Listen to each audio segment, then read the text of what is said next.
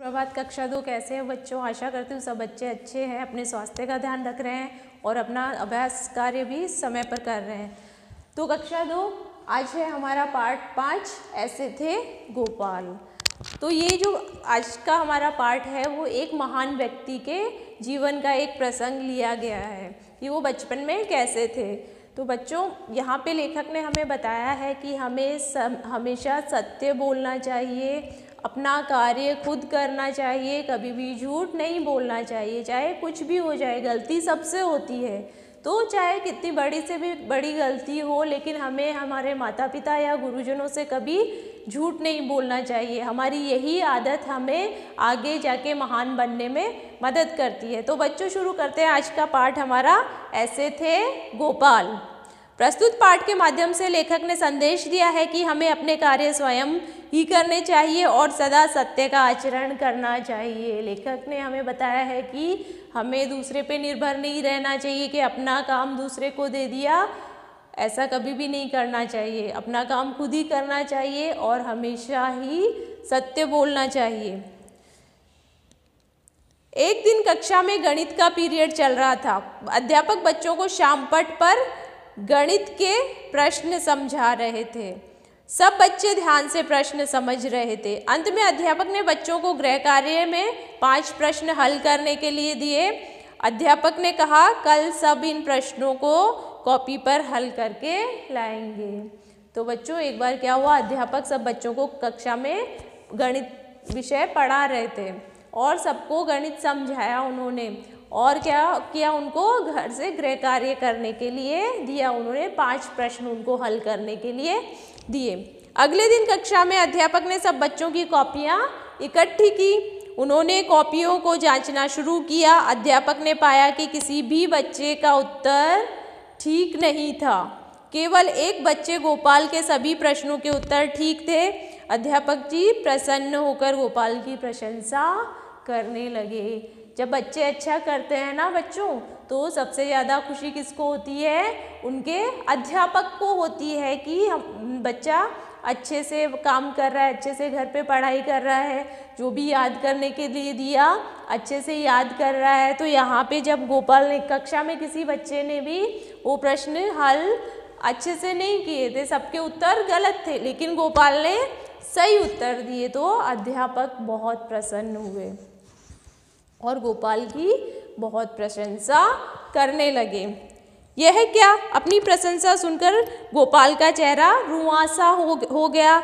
उसकी आंखों में आंसू भर आए। गोपाल का चेहरा रुआंसा हो गया। रुआंसा मतलब रोने वाली शक्ल हो गई, वो एकदम से दुखी हो गया। तो यहाँ पे तो अध्यापक गोपाल की प्रशंसा कर रहे थे, फिर ऐसा क्यों हुआ कि गोपाल दुखी हो गया, उसकी शक्ल रोनी शक्ल हो गई, रुआंसी शक्ल हो गई, उसकी आंखों में आंसू भर आए। अध्यापक ने सोचा कि शायद खुशी से इसकी आंखों में आंसू भर आए हो। अध्यापक ने सोचा कि किसी भी बच्चे ने प्रश्न नहीं किए, गोपाल ने इन प्रश्नों को हल कर दिया और मैंने कक्षा में उसकी प्रशंसा की, इसलिए शायद उसकी आंखों में खुशी के मारे आंसू भर आए। उन्होंने गोपाल को अपने पास बुलाया और उसकी पीठ थपथपाने लगे, परंतु यह क्या, बालक तो फूट फूट कर रोने लगा। तो जब गोपाल को देखा अध्यापक ने, तो उन्होंने गोपाल को अपने पास बुलाया, उसकी पीठ थपथपाई। पीठ थपथपाना मतलब बच्चों शाबाशी देना, उसे शाबाशी दी। लेकिन जैसे ही अध्यापक ने उसकी पीठ थपथपाई, गोपाल फूट फूट कर रोने लगा। फूट फूट के मतलब जोर जोर से रोने लगा। उसको जो रोना आ रहा था, इतनी देर से उसने काबू करके रखा था, लेकिन अब वो काबू नहीं कर पाया। गोपाल को रोता देखकर अध्यापक जी हैरान रह गए। अध्यापक जी को बहुत आश्चर्य हुआ कि ये क्या हुआ, मैं तो इतनी प्रशंसा कर रहा हूँ, उसने सारे प्रश्न भी हल कर दिए, पूरी क्लास के बीच में उसकी तारीफ हुई, फिर भी गोपाल रो रहा है। तो अध्यापक को क्या हुआ, आश्चर्य हुआ। उन्होंने आश्चर्य से पूछा, बेटा तुमने तो सभी प्रश्नों का सही उत्तर दिया है, फिर भला रो क्यों रहे हो। तो आश्चर्य से अध्यापक ने गोपाल से पूछा कि क्या हुआ बेटा, तुम क्यों रो रहे हो, तुमने तो सब कुछ सही सही कर दिया। गोपाल ने हिचकी भरते हुए बताया, गुरुजी इन प्रश्नों को मैंने अपने आप हल नहीं किया है, इन्हें मेरे बड़े भाई ने हल किया है। गोपाल ने सारी सच्चाई बता दी, क्योंकि गोपाल ने गलत किया था। उससे क्या किया, अपना कार्य स्वयं न करके अपने बड़े भाई से करवाया था। तो गोपाल ने अपनी ये गलती अध्यापक के सामने ही नहीं, पूरी क्लास के सामने मान ली। कक्षा के सब बच्चों की सांस रुक गई। सांस रुक जाना मतलब एकदम से डर गए सब बच्चे कि अब तो गोपाल को सजा मिलेगी, या गोपाल ने तो गलत किया है ना। ये तो एक तरह से झूठ बोलना हो गया ना, कि झूठ बोलना मतलब कि जब अध्यापक ने बोला कि सभी बच्चों को प्रश्न हल करने हैं, लेकिन गोपाल ने क्या किया, अपने बड़े भाई की मदद ली, तो ये गलत काम हुआ ना। तो ये गलती की, गोपाल को सजा मिलेगी। अब